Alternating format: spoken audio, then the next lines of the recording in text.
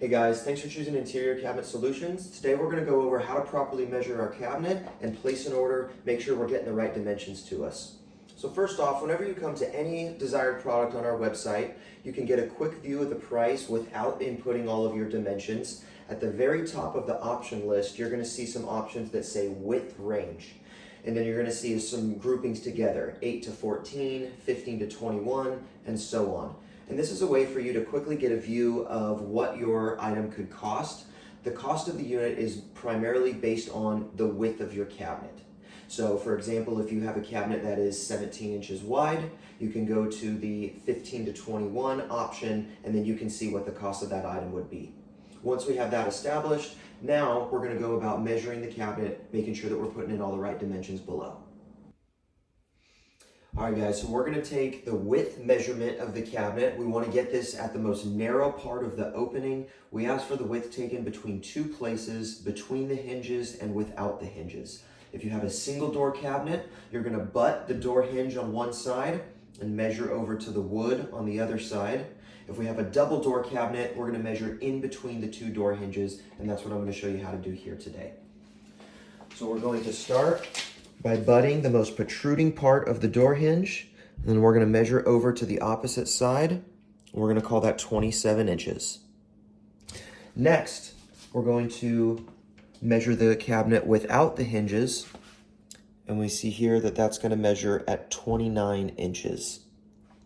So as far as selecting a width option for this cabinet, we would go to the 27 to 30 inch width range, as both of the two dimensions fell within that.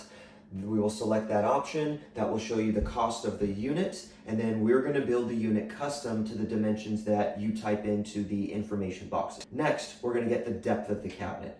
We're going to get this dimension by butting the back wall of the cabinet and measuring to the front inside edge, and this one we're going to call 23.5.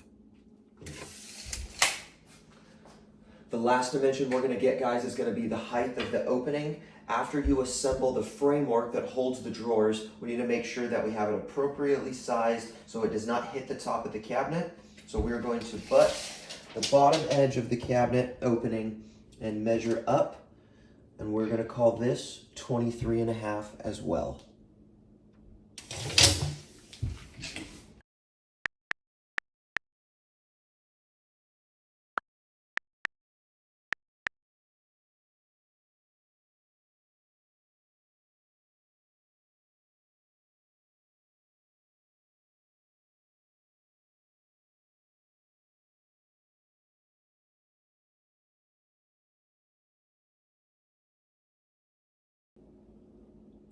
All right, guys, once we have all our dimensions input into the option boxes there, the next option that you're going to select will be is if you're willing to take the doors off or if you prefer to leave the doors on when installing. And let me explain why you may want to or not to choose that option.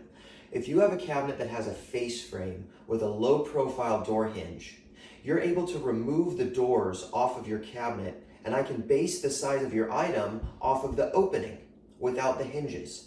You will install the unit into the cabinet, you can put the doors back on, and we would have maximized the size of the drawer a bit. Now this option is only applicable with face frame cabinets that have a low profile door hinge. If you have door hinges like the ones that were just shown here in a more Euro style, these hinges take up a little too much room and we're not able to add any additional size. And the size of your item is going to be based on the dimension between the hinges. Whenever you input both dimensions with the hinges and without the hinges, the difference of those two dimensions will tell me if that option is applicable for your cabinet. So if you'd like to take the doors off and maybe aren't sure if your hinges can make that happen or not, you can go ahead and select yes, you're willing to do it. Once I see your dimensions, that will tell me what I need to know, and we can make those changes to your order. All right, guys, those are all the dimensions and information we're going to need. If you are placing an order for a single drawer pullout, you're good to add to cart and complete your order. For a double or triple drawer option, we have one more detail to go over, and that's going to be the spacing of the drawers from the bottom drawer to the space of the top drawer. So let's start with talking about a double drawer pullout. We have three options that you can choose from to determine the height of the upper drawer. Your first option is going to be 9 inches of space. Now that's referring to the usable space in between the two drawers. With the 9-inch option, that means that you could comfortably fit an 8-inch tall item in the bottom drawer, and you have 1 inch of clearance from the drawer above. The 9-inch spacing option is what we call our 50-50 split, meaning that if you have a standard height of a cabinet roughly in the 20 to 23 inch tall range, it's going to put this upper drawer pretty close to the middle of the cabinet, giving you an even 50-50 split. The second option that you could choose would be 12 inches of space in between the bottom and the top drawer. This is going to be giving you the majority of the space in the bottom drawer. This is more of a 70-30 split, where it's moving the upper drawer much closer to the top of the cabinet. This is a great option if you have taller pots, taller items that you know you want to be storing in the bottom drawer.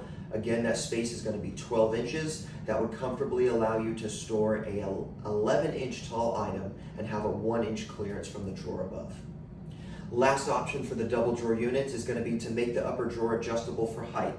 The adjustable drawer is adjustable in 1-inch increments all the way from the bottom drawer completely up to the top of your cabinet. When we build the framework that holds your drawers with the adjustable option, we're going to build the framework the full height of your cabinet. The drawer guides operate on a peg system without any tools, very simple and easy to do. You can simply adjust the drawer guide to whatever desired height you'd like in the cabinet and then place the drawer in. Last thing here in regards to a triple drawer pull-out unit.